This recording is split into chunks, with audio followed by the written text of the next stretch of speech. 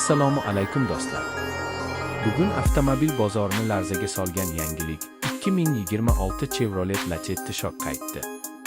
Bir vaqtlar O'zbekistonda eng ommabop sedan bo'lgan Lacetti yana sahnaga chiqdi va bu safar u butunlay boshqacha ruhda. İlk bor Lacetti 2000 yillarning boshida taqdim etilgan va yillar davomida ishonchliligi, arzon xizmat ko'rsatishi bilan xalq mashinasiga aylangan edi. Endi esa 2026 talqini zamonaviy dizayn va yangi texnologiyalar bilan qaytdi. Tashqi ko'rinishga bir qarashdayoq o'zgarish seziladi. LED faralar, agressiv old panjara, silliq va sportcha chiziqlar uni eski Lacetti'dan butunlay ajratib turadi. Salon ichida esa raqamli panel, katta sensorli ekran, qulay o'rindiqlar va zamonaviy multimedia tizimi haydovchiga haqiqiy komfort beradi.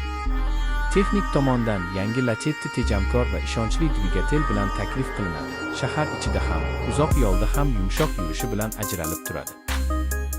Xavfsizlik tizimlari ham yaxshilangan bo'lib, bu uni o'z sinfidagi ko'plab sedanlardan ustun qiladi.